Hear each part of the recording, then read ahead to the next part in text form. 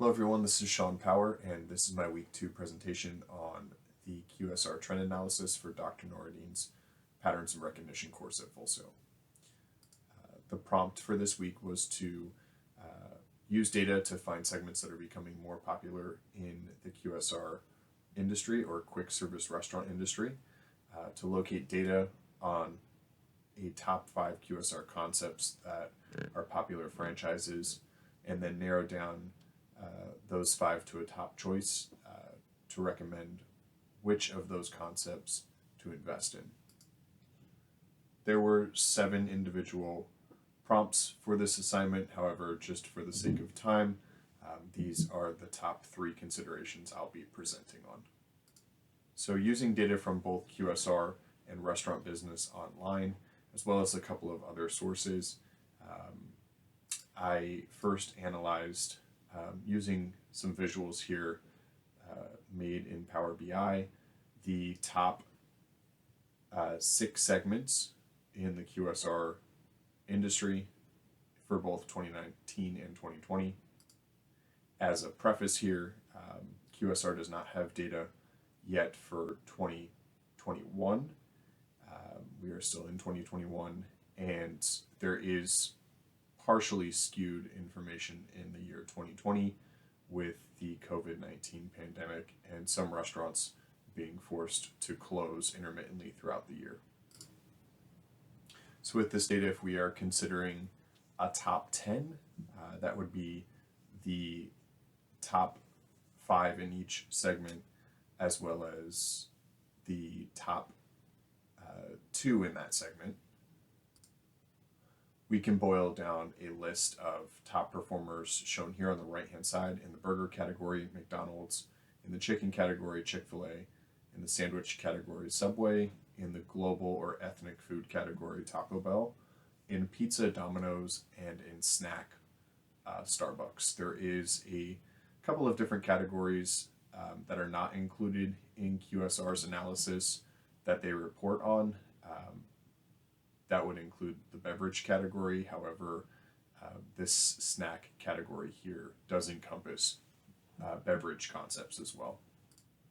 So if you're looking at the top 50 QSR brands by category, here we can break down a visual and compare 2019 and 2020 just to see if there's any movement between the categories. That would possibly insinuate some sort of a decline in one category or a shift in one category based on consumer demands, and you can see here that they're very close year over year.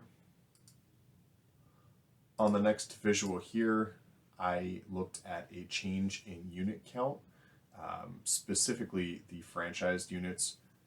One note on Chick-fil-A franchises, through research, I discovered that Chick-fil-A does not actually offer a traditional franchise option.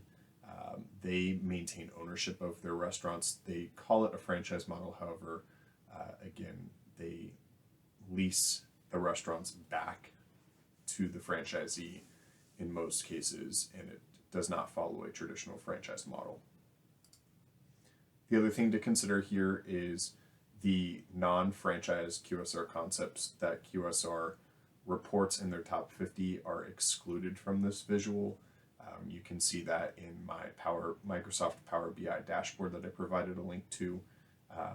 So this shows from left to right the largest in terms of number of units for each concept. These are the top 12, and you can see it skews to the right there, showing that Panda Express, Panera, Chick-fil-A, KFC, those on the right-hand side of the visual, are either newer to franchising or have not franchised as many units as they have company-owned units. And then the orange trend line on the bottom of the visual shows a decrease in units, and that's a total change in units. I apologize, it's actually a decrease and an increase, depending on where it falls on the graph here.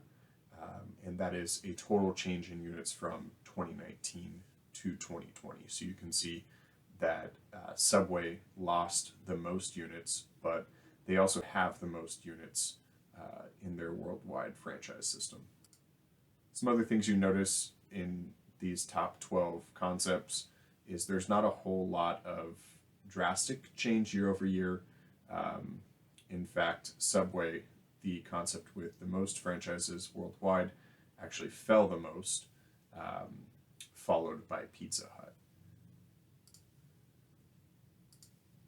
So from some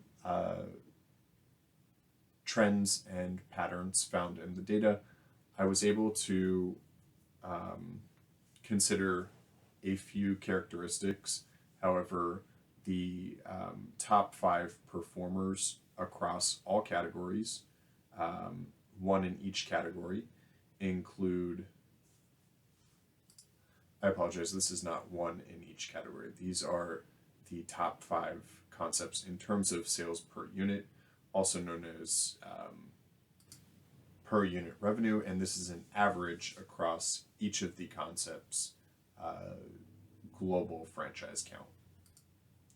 I did include Chick-fil-A here only because it wasn't until later in my research that I decided that they were not a viable option for traditional franchising.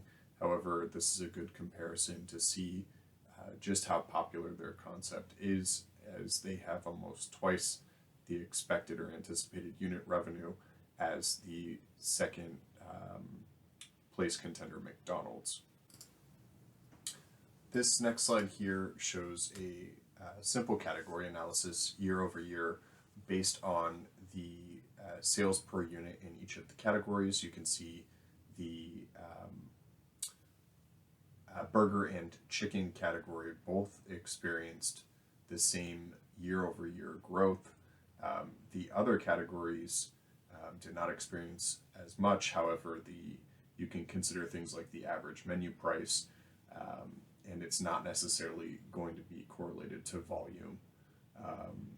The burger category in 2020 is showing about 2.5 million. Again, this graphic is in thousands, and the chicken category in 2020 is showing about 2 million in terms of the average sales per unit for those categories. QSR Magazine also published an article in 2011 called the 10 Things to Look For in a Franchise. These are the top 3 considerations that franchisees might look at when looking at the entire field of franchise options. Number 1, the ROI.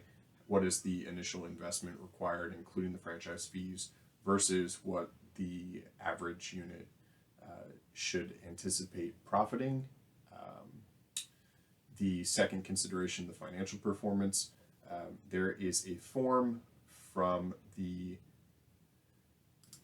FTC called the Franchise Disclosure Document, and number 19, or item 19 on that form, is also known as how much money a franchise owner can possibly make, or what we're analyzing as sales per unit. Number 3 is the success rate, the potential success rate or the previous success rate of the restaurant concept. That is the number of closures versus the number of open restaurants, and the top reasons why that franchise might fail. And on the next slide here, through research, that evaluation is already done by industry experts. This one by entrepreneur.com. They have a 2020 Franchise 500, and they rank their franchise opportunities in terms of these 5 factors: costs and fees, the size and growth of the franchise, the support you're going to get, including the training, any upfront training, any continual support, IT support, branding, marketing, things of that nature, the brand strength, as well as the financial strength and stability of each of the existing franchise units. So, a culmination of some of my own research regarding revenue and other information presented by QSR and the ranked list from Entrepreneur, I was able to distill this down um, and find a top three. This first option is ranked as number one by entrepreneur.com, but if you go back to our previous slides, it was also a number one category in terms of the average sales per unit in the global or ethnic food category. Some things you can anticipate: an initial investment of somewhere between 500,000 all the way up to $3.3 million, a pretty hefty net worth requirement and a cash requirement as well. The royalty fee at 5.5%. Second was Dunkin', and again, this was not number one in my QSR analysis. However, it was number two, and there is heavy saturation with the number one contender in the snack category or the beverage category, and that is Starbucks. The Dunkin' franchise model is a lot more attainable. It's actually one of the better investment options in terms of the initial investment, ranging from 400,000 to 1.7 million. Not as much requirement for net worth or cash as well. Similar royalty fee of 5.9%. The third option was a traditional franchise option of McDonald's, and that initial franchise fee of $45,000, as well as a low initial investment and low cash requirement, puts McDonald's still strong in terms of how they rank on the franchise lists year over year. But the market is heavily saturated for McDonald's. To sort of look at U.S. Opportunities more broadly, there are other research companies in the commercial real estate sector. One in particular is NPD. NPD partners with QSR every year. This is actually a 2018 breakdown to rank the top areas of the United States that they anticipate to have higher growth, as well as a saturation of existing QSR concepts in that area. So this list provides a score. They have their own proprietary ranking of these areas. The top area in 2018 was Yuma, Arizona. And so with all of the information previously presented, as well as knowing that there could be an opportunity in Yuma, I went and looked at Yuma a little closer. And the three previously presented concepts that could be opportunities, I applied that specific to this area, and Dunkin' was the best opportunity for this area. There's a low market saturation for Dunkin', one in the city limits. There's also a county of Yuma. Interestingly, Yuma has an international airport here, notated by the arrow. And so the proposal would be a Dunkin' at Yuma International. Dunkin' is the number one franchise opportunity right now, ranked by entrepreneur.com. They're expanding west, more popular on the East Coast, and the initial investment could be paid off as early as the first 2 years based on my ROI calculations. And to wrap up with a brief SWOT analysis on a potential investment in this area, looking at information from USA.com, there aren't very many severe weather events. Arizona is notorious for good weather. It might be a little hot, but iced coffee should do well in that weather. They are saturated, however, with Starbucks in this area. So it would be important for somebody who's looking at this to understand the opinion of consumers in that area when asked if they drink Starbucks versus Dunkin'. Many of them probably won't know what Dunkin' is, although there is one in that city. There's nothing immediately near the airport, so having an option in general, regardless of the category or the concept, closer to the airport might be lucrative.